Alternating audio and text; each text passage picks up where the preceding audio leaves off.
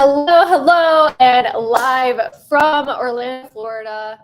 What is up, ladies? I hope that you all are having an incredible day, incredible evening. I just flew in here for ClickFunnels, and I was having a little bit of difficulty getting on live, but man, we have to do this live. We have to be able to train the women here. You know, my mission and my purpose is to pour into you and to show up for you. So that is exactly what we're going to do today. And I want to talk about ways to get your prospects to want to engage with you, because sometimes in a sales conversation, you are speaking, or maybe the words you're saying are triggering a little bit of resistance when it comes to having a conversation with someone. So maybe you're outbound dialing and you're calling, and you're getting objections like, oh, we're not interested, or, oh, can you just call me later? I'm a little bit busy. Oh, this is just not a good time right now. Oh, we're not doing anything this year. Call me back in a month. Call me back in a quarter. Call me back next year. Womp, womp, womp. Like, you've heard of all the things that people say. I remember as a brand new sales rep in BC sales, and I had to call 220 calls a day. And I remember like so much anxiety on having to call these people. I don't know if you've ever felt like that, where you're calling and you go and you pick up the phone, you're like, oh dear God, please don't pick up. Please don't pick up. I don't know if any of you have ever felt like that, where it's just like, oh God, like, I can't get told no one more time. If you've ever felt like that, just put me in the chat if that's ever been you. My God, I can't have somebody tell me no one more time. I've already had so many no's today, like I just cannot. And at the same time, you're like, well, I can't stop calling because I know I need to keep doing this in order to hit financial goals that I have, or in order to pay my rent, which was my case.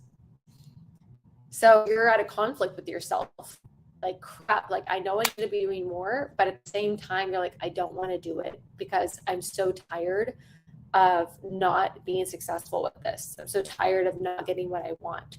So there's different aspects of this, right? Hey guys, there's different aspects. One is what type of calls you're doing that you could be talking to. One being an inbound lead, which means that they came to you either, you know, depending on your industry, like they booked on an appointment and they booked on your calendar, or maybe like you had somebody call in, right? Just depending on the industry. Or an outbound lead, you're calling out, but they're somewhat warm. Maybe they clicked on an ad, they didn't book a call, and you're calling them to see if they're possibly even open to, you know, your service product, right? Or maybe you're calling them cold, which means you have no idea who they are, and you're calling them anyways and trying to spark a little bit of curiosity in order for them to want to listen to. I'm at an event, right? So everyone around me is a possible like person that I could eventually do business with or collab with or whatever, right? And so I want to give you real life examples, because how I'm communicating even at a live event can either make it or break it, right? And in terms of like the words I'm saying, does it trigger resistance? Do I sound salesy? Do I trigger curiosity? Do I say questions that trigger my prospects to want to engage with me? And so I want to give you a few of those today. But first, let's start off with, and it might be my connection. I'm sorry, I'm in a hotel room. So I apologize if that's what it is. It only says I have a few bars, but I'm going to try my very best to get this out to you guys. So let's go with first, what industry you're in. Just type it in the chat below. And I want us to go over just a few of these questions that we could be asking that might help us out a little bit more. So let me pull this up. I like writing on my notes before I do things. Okay. Life insurance, industrial cleaning, and sales, day trading. Let's go. Beautiful. So let's say that I had an outbound lead, right? I'm calling them. This is the way that most people call outbound leads, or the way that I was taught to call outbound leads, right?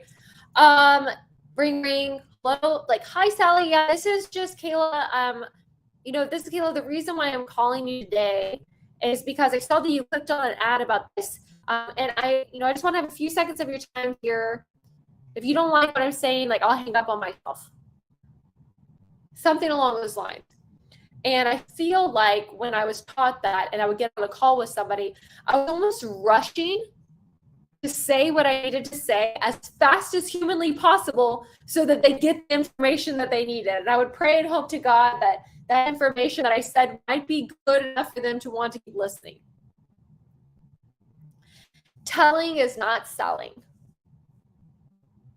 Me telling information is not enough in order for people to be curious enough to want to engage with me. Every single person that I know of has maybe experienced some type of network marketing experience in their life, right? I grew up in a Mary Kay household. I have nothing against network marketing. I think that it's absolutely incredible. I also am not promoting it here, right? So I'm not trying to do network marketing here, but I'm trying to give you an example of what you might have experienced before when people just don't understand fully how the brain works. Maybe you go get into your friend's car and you've had a rough day at work, really rough day at work. And so you are going to your friend, you're like, oh my God, I hate my job. I've been there for 3 years. I hate going there every single day. I'm so sick. I'm so tired of working and not being where I want to be. My kids never see me. And you're going complaining. And your friend is like, oh my gosh, so let me tell you about this new opportunity. Let me have you come over to my friend's house on Sunday night, where we'll go over a presentation for you. Like, I think this would be the next best thing for you. And what is that? What do you do? Immediately you're like, oh, no. I'm good. Even though you just said that you were at a job that you didn't like for the past 3 years and that you weren't happy and that you don't see your kids and all that other stuff. So why would it be that you would have resistance to them saying, oh, we'll come to this opportunity? The resistance comes as automatically we as humans put our walls up to try to protect us. So what that person could have done instead, what the friend could have done instead, is ask better questions in order for there to be established, in order to establish a gap, for them to want to be curious enough and open enough and realize that the pain that they're experiencing is hurting them enough in order for them to want to change, right? So let's back into this outbound call, because if I'm rushing to try to get the information out, if I'm just telling them all this stuff, the tone that I use will trigger resistance, that the wording that I use will trigger resistance, the cadence that I use trigger resistance. And what is that person going to want to do? They're going to want to get off the phone with you. So instead, what we could do is telling Sally, maybe she just clicked on an ad and she's looking for mortgage protection, some type of life insurance for mortgage protection. Yes. Or insurance for mortgage protection. And if you don't know, that's like a fancier way of doing life insurance, which is a sector there. So ring. Hello? Hey, is Sally there? Yeah, this is just Kayla calling. It looks like you responded to an ad yesterday morning about having financial protection for your house, that you can make sure that your family is taken care of if something were to happen to you. Did I catch you at a bad time? Okay, let me do that one more time. Hey, Sally there? Hey, Sally. Yeah, this is just Kayla. It looks like you had responded to an ad yesterday morning about, having the financial protection for your house so that you can just make sure that your family is taken care of, if something were to happen to you. Did I catch you at a bad time? Now, what are they going to do? When I'm doing this, I'm doing several different things. Number one, I'm trying to do a cadence and a tone that sparks curiosity. Number two, I'm doing different dialects of my tone, right? I'm emphasizing different words that I want them to pay attention to. I'm also talking about a result, right? I'm telling them where and how I got their information. And then I'm saying that they're looking for something that could give them some type of result. An ad, about financial protection for your house so that you can make sure your family is financially protected, when something were to happen to you. They're looking for financial protection for the house so that their family would be financially protected. And it can be for any industry. Yeah, it looks like you had responded to an ad possibly joining our 30-day fitness challenge so that you can have more energy, be ready for summer, right? Just giving you an example, right? So you're always talking about what it is and the end result of that. Did I catch you at a bad time asking for permission? No. Okay. And Sally, I was curious, like when you went through the ad where you saw XYZ, where you saw different parts of the ad, what was it really about that even attracted your attention in the first place? I'm asking for context. I'm getting them to open up. I want to understand this person's intent. Why are they here? Let's say you were taking, inbound leads and somebody's calling in for insurance and they get passed over to you and they found you because they watch commercials and they got your information from a commercial and they're calling in. Maybe I would say something like, Sally, like what even prompted your attention to want to call us about insurance in the first place? Just so I have a little bit more context here. I'm trying to explain and get clarity on why they are wanting to do something, right? If I ask them what their intent is, they're going to take the conversation away. If I assume what their intent is, I may never be able to get them to commit to making a purchase today, because I don't understand why they're doing something. Like, you get to understand what's behind their decision-making process so that you can have clarity, you can have empathy, and you can have a better understanding to be able to guide the conversation. I need to understand why they make decisions, right? And then after I'm getting to understand the intent, I started the call, I kind of framed, I got curious on their intent, and now I'm going to frame the call. So first question number one is I'm connecting. Number two is I'm getting the intent. And then number three, I'm going to frame the call, right? So the frame would be, well, I would say the first part of this call is pretty basic. It's really more for us to find out what you have in place right now when something new does happen to you, compared to what you might be looking for as far as coverage, just so I could see what the gap would even look like. And towards the end of the call, if you might feel like it is what you're looking for, then we can discuss possible next steps. Like, would that be supportive? Would that be helpful? Are you with me on that? And getting clarity for them to understand that you're with them, right? So the one thing that I see so many of my clients do is that they get on these calls with people, and these people take control of the entire conversation. They take control of it. They're asking you questions. They're running all over the place. They start word vomiting things that are going on in their world, and then all of a sudden you've lost them. So we want to have 3 questions. The first question is connecting. Then you're wanting to get their intent. Then you're wanting to understand, the frame of the call, make sure they're on the same page with you. Say I'm in high ticket coaching. Somebody said remote closer for high ticket coaching, right? And they're selling some type of product that, would be coaching to enhance their business skills so they can get more revenue. And this person clicked on an ad for me. Hey, Sally. Yeah, this is just Keila. It looks like yesterday you had clicked on an ad about possibly wanting some consulting so that you can increase your revenue in order to be able to have, let's see.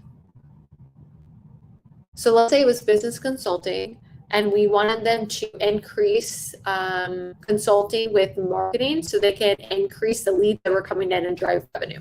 Okay. Hey, Sally. Yeah, this is just Kayla. It looks like you had clicked on an ad yesterday about possibly wanting consulting and marketing so that you could get more leads for your company and increase your revenue this month. Did I catch you at a bad time? Okay. And what was it really about the ad that even prompted you to click on it in the first place? You just have some more context.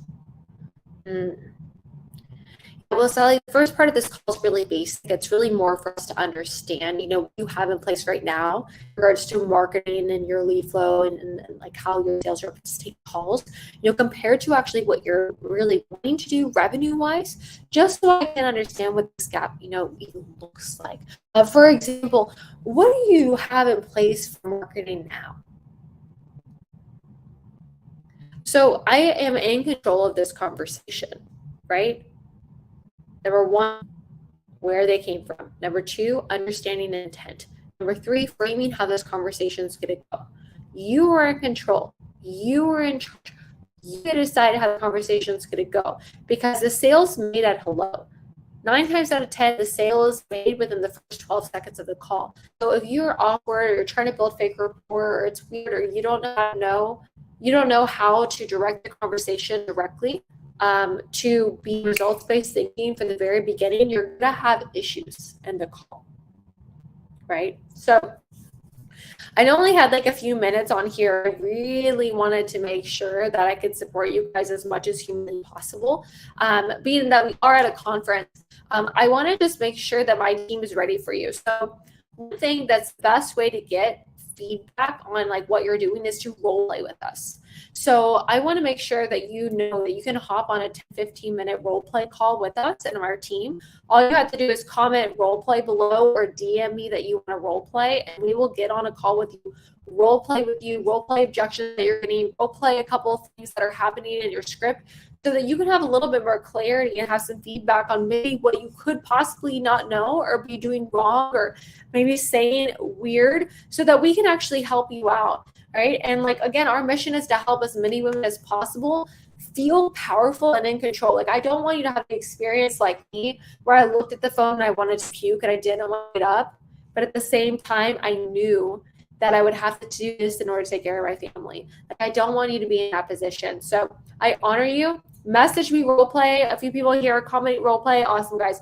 And we'll get you on a call with us this week, role play with you a little bit, hear what you have going on, and then support you as best as we possibly can. I honor all of you. I hope that y'all have an incredible day, incredible weekend. You only have a few moments left, a few days left of this entire month. And now we're only a few months away from Christmas. Like, holy crap. So I want to make sure that you have every single your toolbox in order for you to really succeed. I know what it's like being a single mom, trying to fend for myself, trying to figure it out. And I hate when I see, women that are so capable, so powerful, so legit, and you're struggling in a sales role, or maybe you're not being taken seriously in sales. I don't know if that's you. I have a few of my clients that felt like that as well. So let's have you learn maybe a new way of doing something, apply the strategies that I'm giving you right now, and just get in there, get messy, mess up, learn, adapt, fail forward. The tools. I'm also here to tell you that you are so worthy of every single thing that you want. So I honor you. I hope that you have an amazing night. I hope that you got a lot out of this. And again, if you want to role play with us, just DM me role play or comment role play below. And I will see you guys next week.